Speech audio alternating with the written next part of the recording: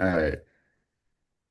All right, Dion, we're recording. We're brand new to each other. Mateo said we should hook up and record a podcast, and here we are on a Sunday. Happy Father's Day. Nice to Happy, meet you. happy Father's Day, Dan. Nice to meet you as well. We are here. Yes, I did another podcast, and I think Mateo liked what I had to say about the Orange Pill app, and he decided to reach out to me and introduce me to you. So I thought I'd reach out to you, and here we are. So Excellent. I got on my Bitcoin journey. I've been on it for a while now, probably like around 2017. Just in trying to understand the system that we're living in, the current fiat system that engages all of our lives, that our entire lives are basically built upon. So what I was doing as I'm a personal trainer and I was going out on my own and trying to start my own business in the personal training field. And I was just, doing some research on what's the best way to go about it, starting your own company. And, you realize going down this rabbit hole how everything is designed. And the system is designed to support businesses and not employees. You find that out through taxes, and tax breaks, and all types of loopholes and things. And coming from my first 15 years uh, in the working field, I was an employee. So I had a basically completely different outlook on how to create value, how to excel in the fiat system. And when you decide to go on the other side as a business owner, it's a completely different outlook. And you realize there are more benefits. But then you realize somewhere along the way that, hey, you know what? This system is not quite fair in the way it's designed and the way it's set up. It's designed in a way that some benefit more than others. Some are able to access more of the broken money, the substitute money, as I like to call it, as I've gone down my Austrian economics journey. Um, you realize that the substitute money is a broken system. And it benefits those who have found the best way to navigate their way through the system. So as I was learning and to better myself within this broken system, I came across Bitcoin. And at first I didn't quite pay it any attention. I just heard about it. I didn't even know there was a price involved. So didn't really pay it too much attention.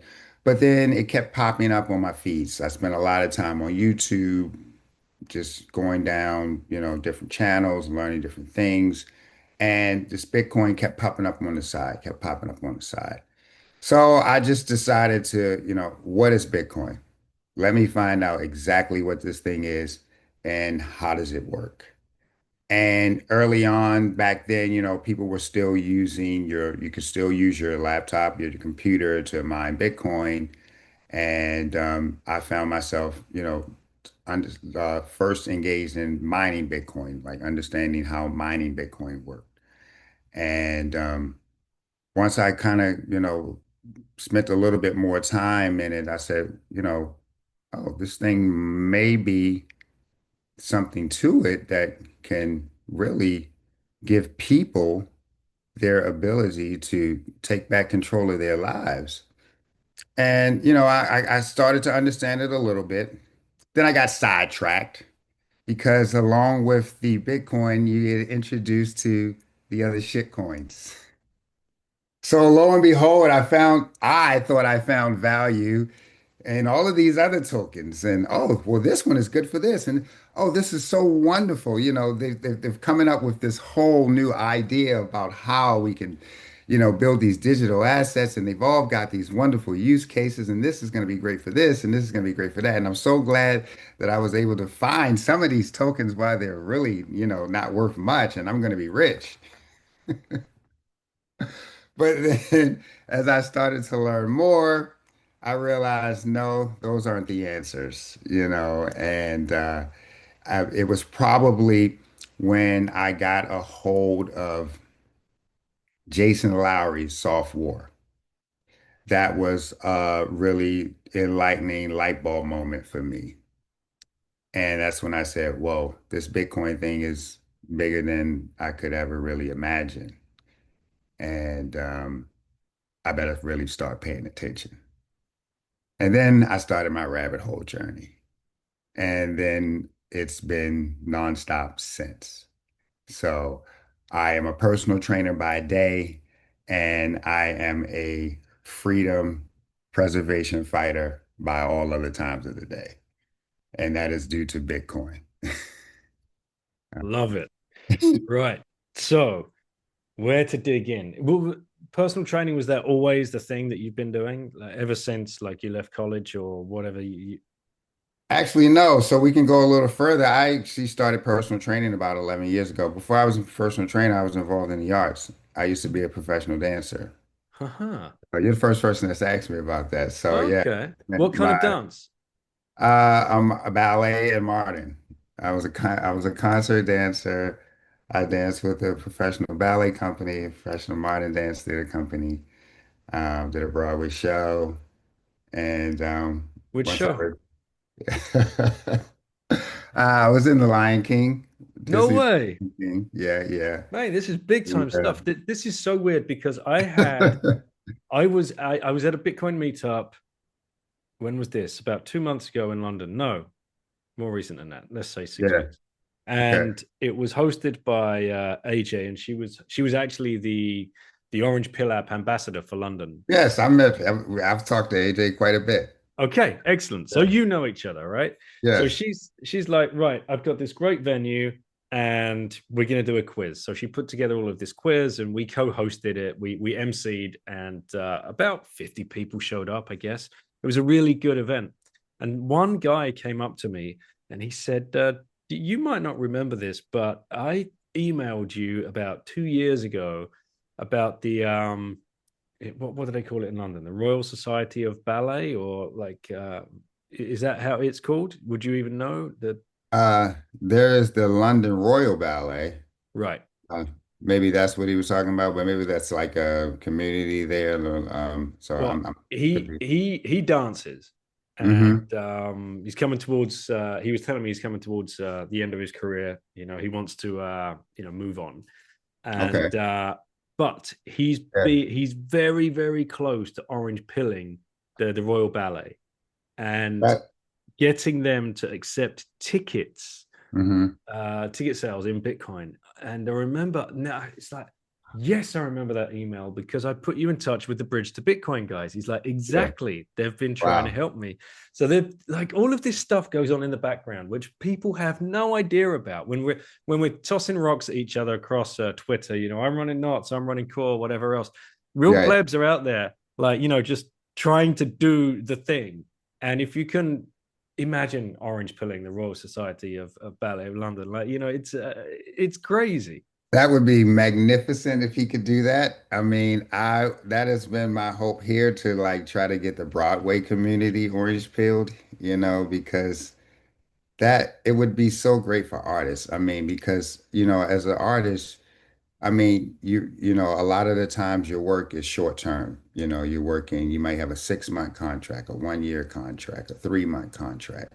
So being able to save is a big part of how you can make a living as an artist. Mm-hmm. You can't if you can't afford to save and sustain yourself until that next gig comes along, until we're in season again to do our next set of shows, then it's very hard to make it as an artist. And this is part of the reason why some artists don't make it. It's not because they don't have the talent, it's because they are not in the economic position to just sustain themselves in that environment. So, I mean, Let's lift the curtain on this, if you excuse the pun. You hmm. are obviously very. I'm just going to take you through like an example. You have a person who's very talented. They've put in a lot of effort. They've studied the arts. They've been dancing since the age of 6 or whatever. This is their love, right? Their passion. Yeah, This is all they've ever wanted to do.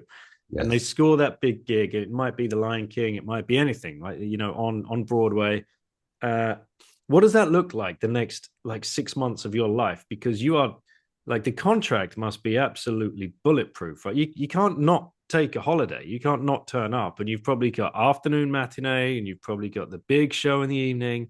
This must be exhausting. It's very exhausting. So, me personally, I did the show for 6 years.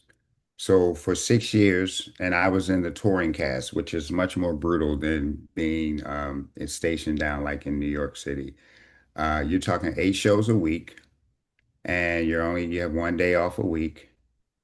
You get one sick day a month, and it's you're spending 3, 4 hours, show time, 2 hours preparation time. So you're in the theater for 5, 6 hours a day. And then, like you said, we have 2 show days, so usually on the weekends. So you're pretty much in the theater for 10 hours a day. Um, there's no windows in the theater. So you don't get to see daylight. You don't know when it's daylight, when it's nighttime. Yeah, it's a very brutal schedule. You're in it because you literally love what you do. Everybody on that stage, backstage, that's a part of that show, they're there because that's their passion. Because that's the only way you could put yourself in that type of environment because it is pretty brutal. And it's even brutal as far as having a personal life and having family and kids. It takes away from a lot of that. It's a big sacrifice. Yeah. And you're So, dealing with a lot of ego back there as well, right? Because oh, and everybody's a star. Everybody's a yeah, diva, so yeah. So imagine that on top of that, I you got can't. Like the multiple stress. personalities. Yeah, you got the stress, you've got all of those personalities. Everyone's Yeah. carrying on two or three personalities in their mind at the same time, right? You've got the lead Exactly. up to curtains up, you've got a packed house, you've got Yeah. so who's making all the money here? Because it's not the guys that are treading the boards. It was obviously the production company. It's the ones at the top, the ones that are putting on the show. So, that's they're making all the money. But I will say that, the theater world, well, especially, well, there are different pay scales. Like I know the union, for example, in London. They're not as strong as the union here in New York. So, for example, if you're doing The Lion King, which is in the West End, they're not making as much as The Lion King in New York. And it's the exact same production, so those are the differences. Yeah, it can All be. right, come on, give us some horror stories. Everybody loves a horror story, right? There's that night where everything goes wrong. What comes to mind? You say, you know what? This is live theater. This is the beauty of live theater. Every night there's something different, it's never the same show twice. Even though it's the same script, it's never the same show. So that's the beauty of live theater. Yes, things go wrong all the time. Sometimes it may be noticeable to the audience, sometimes maybe not. Usually we try to keep it not, too dramatic, nothing that maybe a handful of times, there's been something that, maybe we had to like really like pause the show, some technical issues backstage. Maybe a curtain doesn't come down, the lights won't come on, something like that. But that doesn't happen too often. But you have like costume malfunctions all the time. Somebody's costume breaks right before they go on stage. An actor misses a cue. All kinds of things happen backstage. So yeah. And with a show like The Lion King, it's such a big production. There's so much things happening backstage. If you're standing at the wrong place at the wrong time, something might fall on top of you. You might run into somebody. There's accidents. So yeah, it can be a lot of different things again. So I'm sure you auditioned for a bunch of different shows, and The Lion King was the one that said yes. Six Yes, years, man. That that's that the way is it goes, right? yeah. As an actor, yeah, you're gonna probably get one yes for every 10 no's. Mm. That's the way it usually works, you know. So you When you hear that soundtrack now, do you just fall straight into character? No, when I hear the soundtrack now, like, oh God. Turn it off. But I Yeah. hear it all the time, the It's a guy goes, circle of life. "Mm." There you go. So yeah, I hear it all the time. So I'm kind of used to it, but yeah. All right, which show do you wish you could have played in? What was the big miss for you? Whether past or present, Hmm. whatever's going. Well, let me think. When I was a kid, I fell in love with The Wiz.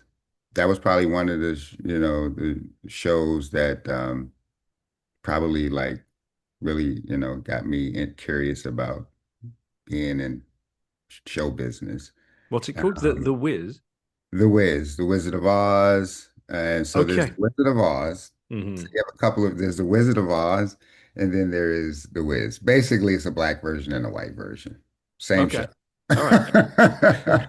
I got you. One is The Wiz, the music was done by Quincy Jones. So it's a little Oh, more jazzy, but pretty much just like an urban version of the classical Wizard of Oz.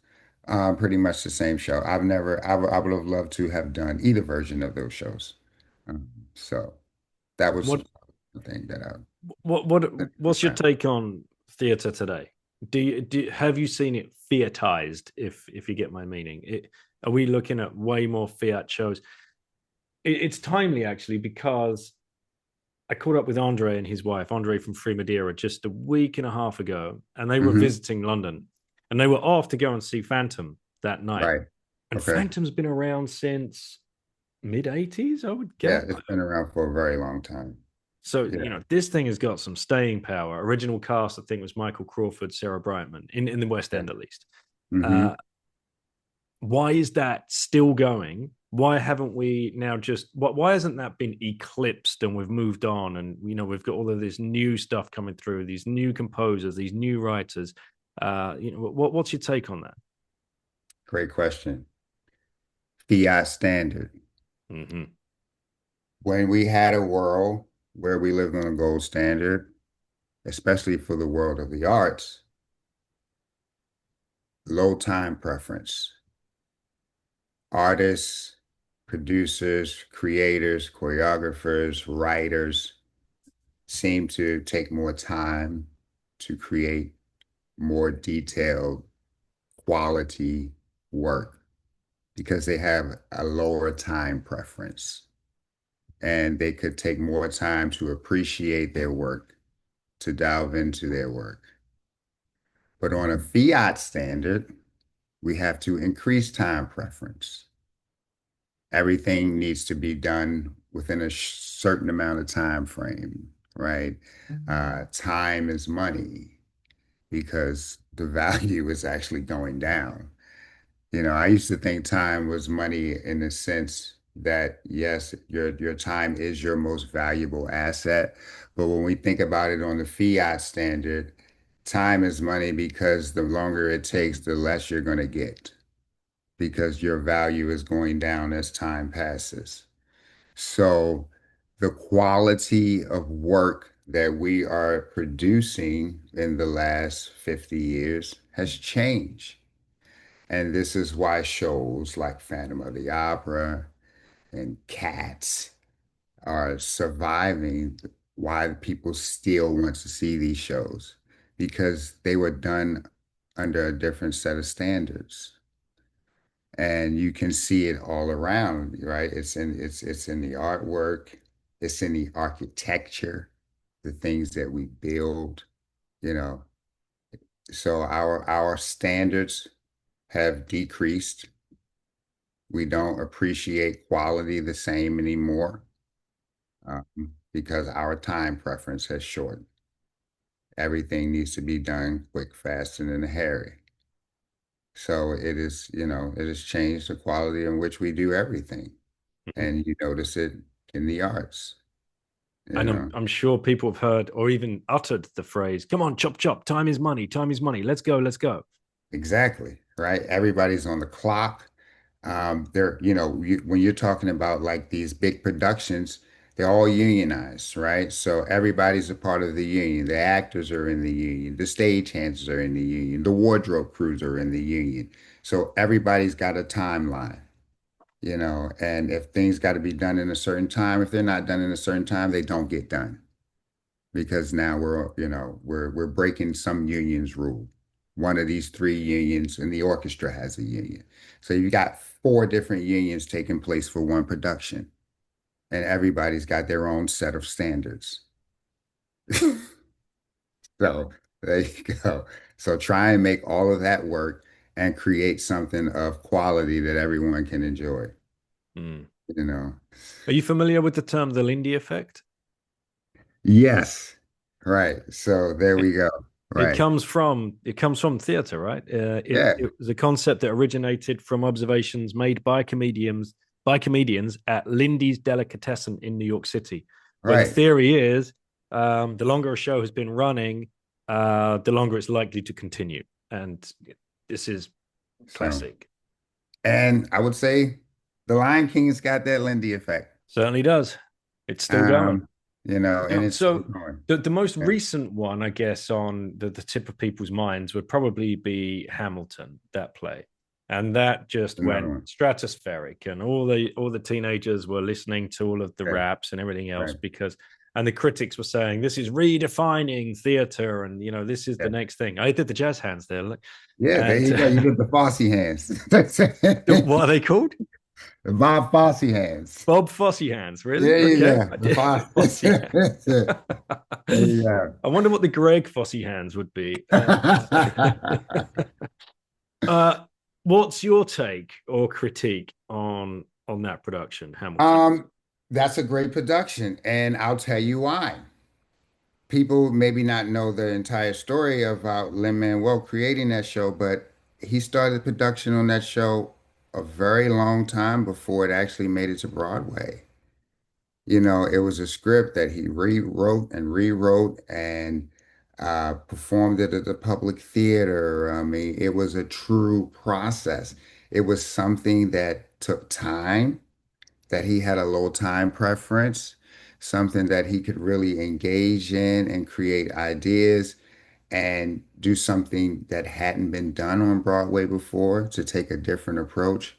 So that's a prime example of what you can do when you have a low time preference, when you can actually take time to create something. And now that is paying off for him. He has created a classic. And that's something that hasn't been done in a very long time on Broadway. 90% of the shows, they don't last very long. So, but he was able to take his time and create a wonderful production. And this is why it's going to be here. It's been here and it's got the Lindy effect as well. Yeah. It's kind of weird as well that Alexander Hamilton, and I'm reading here, he proposed the creation of a national bank known as the First Bank of the United States in 1791. He was doing this on behalf of the Rothschilds. So they were Hmm. trying to create a central bank in the US, and Yeah. Alexander Hamilton was their man. Right. Alexander Hamilton was their man. Yeah. Now it's crazy because that's not depicted in the stage show. It's not about that No, it's particular not. event, but he is. I mean, he's depicted as a hero, I suppose, in the production, and dies valiantly in a gun duel. I can't remember with who's dueling over a lady. But Yeah, I don't remember exactly no, I myself. can't remember. But yeah, the people should dig into the history of Alexander Hamilton and his uh his his position in the structure of the fiat standard in which he was trying to usher that in on behalf of the banking dynasty families in Europe, that he was Exactly. sent there specifically to do that. Right. He was sent there specifically to do that. Yes, he was working for the money changers, as they called them back then, right? And there was a little rebuttal that came along with Hamilton about the fact that here Alexander Hamilton's been put on this pedestal as this wonderful character and completely omitting all of these things that you're mentioning here. And the reason we can get away with that is because they've created this system that most people just don't understand or haven't taken the time to understand, you know? So this is why we can create a wonderful show about a man who really, if you think about what he was doing, I mean, it was, detrimental to our society. Hmm. And we found a way to completely Yeah. forget that portion and talk about all the other wonderful things. But And that's what we do as a society, you know? We do this all the time. We do it in so many ways with so many different subjects. We will completely, just avoid, mhm. and we have a selective process of the things that we want to enlighten, Yeah, you history is know? written by the winners, right? And Right, that's exactly. So there you go. I mean, so this is why history is so important, and we need to really take the time to understand how things came to be, especially the money, the system that we live in. When I talk to people about Bitcoin, I never approach them about Bitcoin because I understand that's a whole conversation that's going to take a lot of time. The easiest way to approach them is just about the system you're currently in. If do you really understand what's happening to you right now, like how, you're working and all of your time is being devalued and taken away from you? Do you really understand that all of your energy is just being depleted? I don't think you get it. I mean, because it's very hard for you to see. The system hasn't changed. A dollar is still a dollar, so you think it's still worth the same, but that's not how it works, and it's very hard. I don't know how we are going to eventually get there. I mean, I think that it's just going to happen in pieces and pieces, Certain groups will get it sooner than other groups, and then hopefully we'll get to that Bitcoin standard sooner than later, you know. Um, we'll see how it goes. But everyone has to understand that you are being devalued in this system. You can see it in the art, you see it in the architecture, you see it in just your culture, you see it in your family life. We don't spend much time as we used to do as family. We don't cherish families as much as we did. And that's because the system has changed to the point where our value system has changed. It's hard to have good values on a fiat standard of living because if everything is being taken away from you, your time is being devalued and your energy is now being worth less, then you have to spend more of that time producing value and less of that time appreciating the things that you've already produced, which is your family, your friends, your environment. So this is yep. the struggle. So you come to the end of your career and you've got to pivot, right? You've got to figure something else out. How else do you add value now, and how are you going to build your family if you're going to leave the arts? If you're leaving dancing and performing behind, was it an easy decision for you to was personal training just a natural fit for you, or was this a lot of deep Um, dark thinking going on? it was not an easy decision because as an artist, first of all, some artists will admit it, some don't. When the art is your passion, especially as a dancer, you don't want to leave that stage. I mean, it's your drug, it's your high. And the last thing you want to do is let it go. So first you have to come to terms with all the time and that, is, all great things and times change and everything can't last forever. So then you have to figure out, all right, exactly, how do I want to go about this? The normal thing to do is just find some way to tie yourself into the arts world, maybe as a teacher, as a producer, as a choreographer, being associated with some arts program that maybe you started with or you trained with at some point in your career. That's what most people do, teaching at a higher education institution. Um, but I was trying to do a Lin-Manuel. I was trying to create another niche within the world of the arts. So, as far as dancers, when dancers train, their training is primarily just whatever dance format they're doing. So, if you're a ballet dancer, your training is just primarily ballet classes. If you're a modern dancer, you're taking ballet and modern class. So, whatever that is. Unlike athletes, which I also attribute dancers to be, dancers don't do a lot of strength and conditioning outside of their, training for their craft. So I knew this was an element that could be added to the dance world because dancers sustain the same type of injuries that you see in athletes, ACL tears and ankle sprains and Achilles tendon tears, all the same injuries, being worked on by the same orthopedic doctors. So why are we not doing some type of body strength and conditioning programs, just like basketball players, football players, rugby players, So I have just been trying to create a niche of incorporating body and conditioning training for dancers. So I'm finding ways to, do the calisthenics, to do, the weightlifting, but in a way that would be more beneficial to dancers. Because the other thing is, as a dancer, you want your physique to be long and lean as far as your muscle structures. You don't want big, bulky muscles. So when you do train, you can't exactly train the same way that you would as a football player or something. So I'm trying to create exercises and the programs and ways for dancers to work out outside of their normal dance routines that works with strengthening and conditioning. And so that's what I've been doing. And that's what I've kind of found my niche as. And there's not a lot of trainers that I find in the training field that have my background.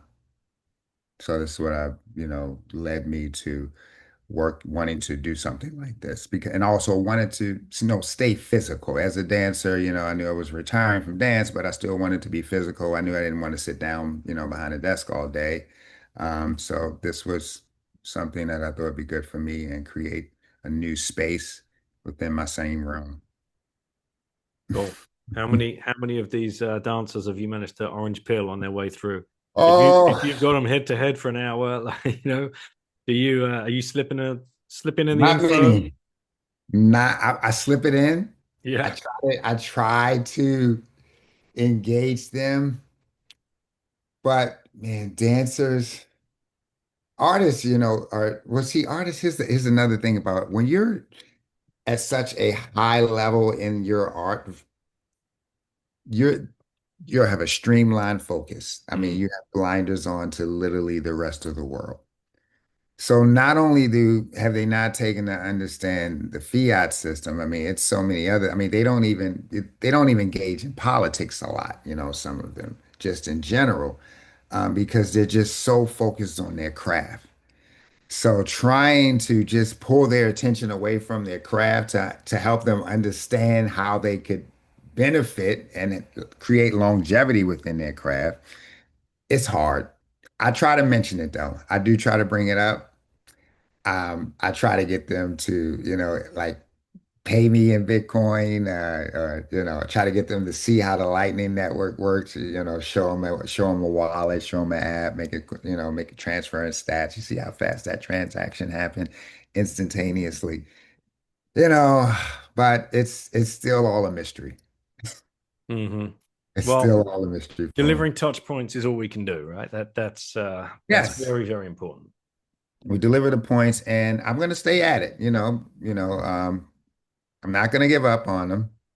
Because eventually, at some point, they will come around. Because also, what's happening in the arts world lately, especially here in America, there's been some financial issues within the smaller dance companies. Like we're noticing there's been a few smaller dance companies that have folded. There's been some that have had union negotiation problems with the dancers, like haven't been able to come to an agreement. Dancers have been going on strikes. So I'm noticing that, within this fiat system, most of the dance companies are nonprofit. So they're receiving, their entire structure is, donation based. So when we have inflation, people are less likely to donate to, contribute to charity, right? Because they have less to give. So as we reach higher and higher levels of inflation, the first people to feel it, the first industries that are going to feel it are these arts organizations that are nonprofit. And that's 90% of everyone involved in the dance industry and even the theater companies. So this is definitely becoming a problem. So they need to take the time to understand Bitcoin. Like if some of these arts organizations could allow themselves to create a Bitcoin reserve, they could preserve their organizations. They could create long-term wealth. They could find a way to fund themselves and not need so much funding in order to sustain themselves. They really don't understand how beneficial Bitcoin is for their industry in particular. So I'm really, like I said, I'm not going to give up because they need to understand that Bitcoin is really, really, really big. It's really for you guys. I mean, if there is a group of people, if there is an industry that needs Bitcoin the most, it is the world of the arts because of just how you're structured in the fiat system. You are going to be the first to feel the effects. Your revenue is generated by donations. You do create revenue through performances, but it's not enough to pay everyone. It's not enough to sustain the company. It's not enough to keep you in operation. Mm-hmm. So without the donations, you have no organization. And ticket sales go down as well, right? Because of Sales go inflation, down. people need to, restructure their lives. It's like the leisure stuff gets put aside because I need my basic needs are taking up more of my money than they were before. So you miss the show, or you don't go to the football game, or you don't go and Right. hang out with some friends and go to the bar or the pub or the cafe or the restaurant. Yes, exactly. Right. Because now you have to prioritize your needs. Because as humans, what do we have to do? We have to economize for our needs first and our wants second. So going to the theater, is not essentially a need. You know, it gives us a great feeling emotionally, but it can't take away hunger, can't provide shelter, can't take care of your loved ones. So that comes second.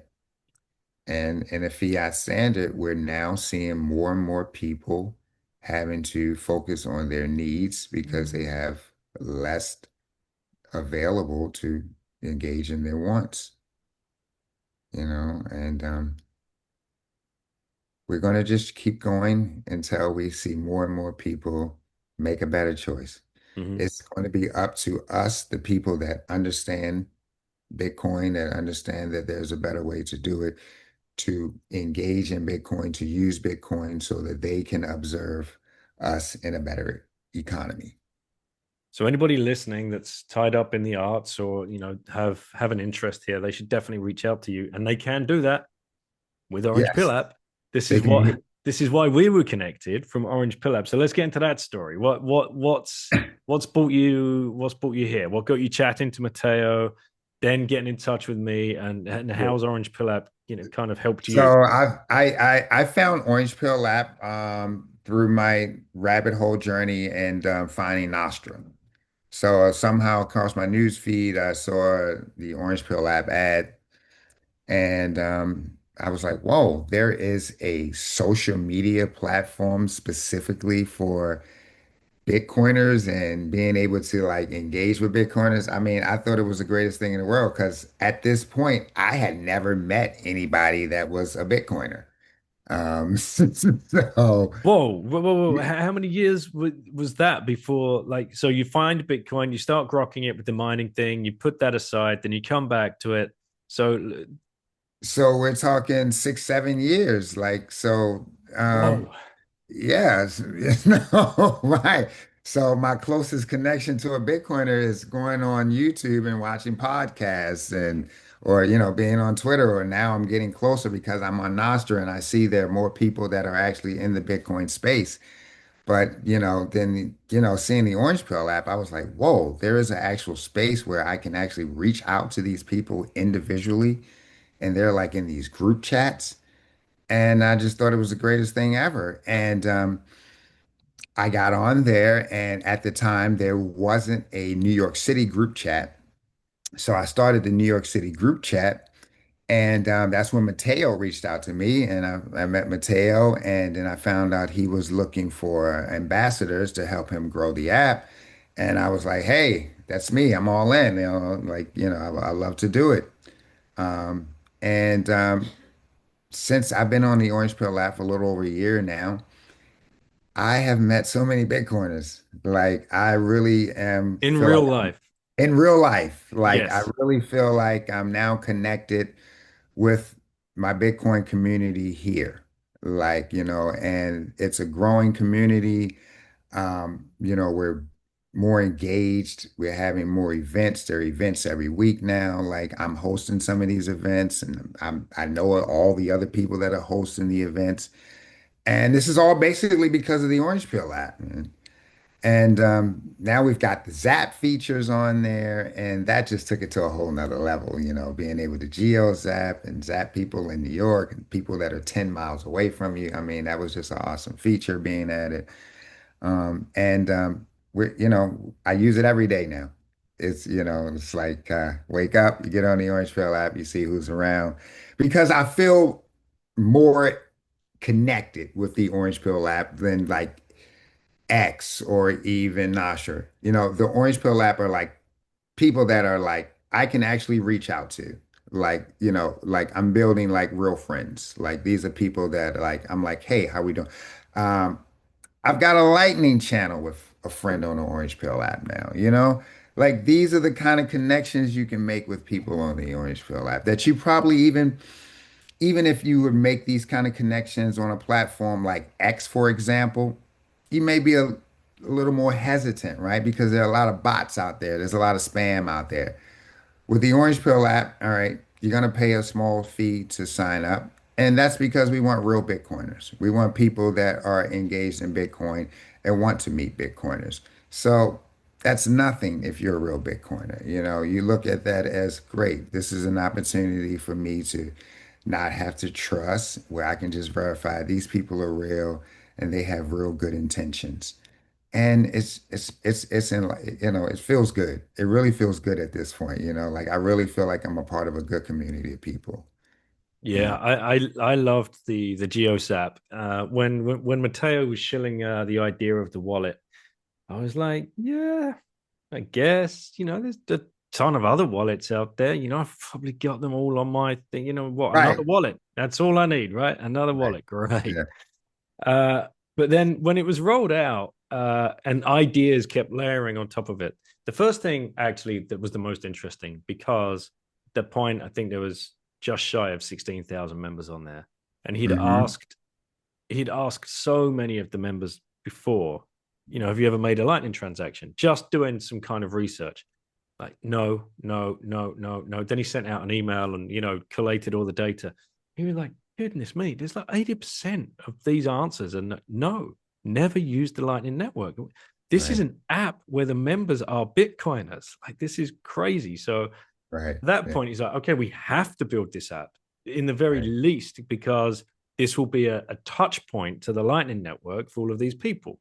Hmm. And so, sure enough, built it, and the GeoZap was great. I actually GeoZapped New York. I'm looking now when I was playing Yeah. around with it. Okay. 65 people were in New York on the 17th of March, 2025, who got us GeoZap from me with a message saying, "Good morning, New York. Have an amazing week, and thank you for all the support over the years. If you haven't tuned in before, please go check out the Once Bitten podcast on Fountain app. Let's fucking Mhm. go, Princey." And then a link to my show.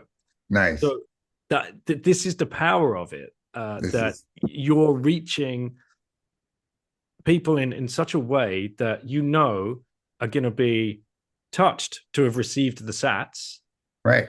with a nice message, and then value for value might go and check out the show and get some extra value from the show and then send that on to somebody else. Yeah. So it's such a great tool, great fun. A great idea. I mean, and yeah, you can just zap people and you feel connected. Like you don't feel like it's like well, someone's invading your space. You're like, no, what is this? I'm interested. This is an orange pill app person. Let me see what they're talking about. Like I'm intrigued by everything that I'm learning from all the different people with different ways of thinking about Bitcoin and all the different apps, people are putting out there. Since I've been on Orange Pill app, I mean, I've seen, people are writing books about Bitcoin and people are finding ways to translate stats, and there's a healthcare system that you can use for stats now.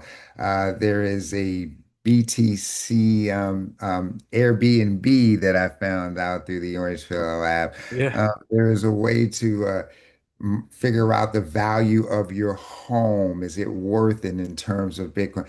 I mean, it's just beautiful. It's just phenomenal. So many things that are happening, and with all these people that are right there, and you feel so connected to them. Yeah, and Mateo's big hope was that you would take an online connection offline and actually go and meet in real life, because that is where the magic happens. And we Right. know that if you've been to a meetup or if you've been to a conference, like you're a perfect example. You've been around 6, 7 years. You've just been Twitter guy or whatever, watching the YouTube channels or listening to the audios. But and that first time you meet another Bitcoiner in the flesh, where you are completely on the same level with one point, and that one point is the money's broken, and this is the better money. That's all you need. So, Everything else you can build up on top of that. yeah, But exactly. that gives you then the confidence to go forward and start building something. It wasn't until I met real Bitcoiners that I started this podcast. You know, Okay. up until that point, like you, I'd just been a lonely dude, and Right. then I met three Bitcoiners in the short time of about 3 weeks, January 2020, and that gave me the confidence to go for it and start a podcast. Right. Changed Yeah. everything. It changed everything. Like you said, from one single point of understanding there's a better system for us to value ourselves in. And any human that is alive, that has to economize, that has to survive, all want to value themselves in the best way possible. And the few of us that have figured it out, we found that as our connecting point. And we can just go and build value on top of value from there. Because now we're finding ourselves in a space where we don't have to worry about losing the value of our time. Now we can fully engage in the things that matter to us and not just doing things because we need to do these things to survive or get ahead. That's another thing about the fiat world. Everyone is doing things that maybe they like, maybe they don't like, but they have to do these things because the system that they're in, this is the best way for them to create value. Well, in the Bitcoin system, you don't have to just choose the best way to create value. You can choose the way that you want to create value, the way that best suits you. You have that opportunity to do that because your value is being preserved. And now that we have that orange pill moment, we can connect. Like you said, I've met these people on the app, and now I get to see these people face to face, and we're doing coffee meetups. We're engaging and talking about building things in Bitcoin. I now have a Bitcoiner that I met on the Orange Pill app where he's trying to create a way to orange pill more merchants, in our local area to get them onboarded to using Bitcoin. And he wants me to help him promote it. You know, I wouldn't be able to do these type of things if I hadn't found these people at the Orange Pill app. So it's great. Love it, mate. I love Yeah. it. Well, okay. Last question for you. Hmm. If you had one last orange pill left to give to somebody, who would you give it to and why? Mm. If I had one last orange peel to give to somebody, who would I give it to? That's a very good question. I mean, I don't want to sound biased, but obviously you're gonna pick someone that's the closest to you, right? Someone that you love, you know. Um, so that would have to be my mom, right? She's a part of that baby boomer population. And these are the people who are the furthest away from a sound money system. Their entire lives have been trenched in the fiat system, and they're the ones that are going to have the hardest time accepting that there is a better way to store value. So, if there was a way, you know, that for my mom and her entire generation to really understand, I know that this is what you've been taught and this is how you've lived your entire life, but there is a better way if you would just be willing to take the time to unlearn some things and learn some new things. That is the hardest thing you can do is to orange peel someone who has been completely engaged to the system where they have benefited from the system. They have profited from the system. So try and tell them that there is a better way of doing what they already felt that they've succeeded in. Mm, So deep. that would be who I would love to orange peel, you know. Love it. Yeah. So if anybody listening wants to reach out, Dion, what's the best way to come and find you? I would love for you to find me on the decentralized platform of Nostra. If you have not found your way there, I am Dion Wilson on there. You can find me at Orange Pill Man on X, or you can follow my fitness journey at Body by Dion on Instagram. So three great ways to find me. And Uh, Orange Pillar. on the Orange Pill app. The Orange Pill app is my home base. If you want to find me and really connect with me on a personal level, come to the Orange Pill app. All right. Yeah. Yeah. Excellent. Well, thanks for coming on, Dion. Thanks for giving up some time today on Father's Day all day. I hope you go and have a good afternoon now over in New York, Yeah. and Enjoy your Father's Day as well, Daniel. I will do. The sun is still shining here, so hopefully we'll get a barbecue or might even break out the pizza oven and make some homemade pizza with the kids. So Sounds good. appreciate you and All everything you're doing, and yeah, right. take care. Hope to meet you. I might be in New York in October, so I will geo zap New York if I'm coming, Okay. and I'll come and see you guys down in Pub Key or wherever you guys hang out. Absolutely. We got to do it. All right, All right. excellent. Thanks You are. again.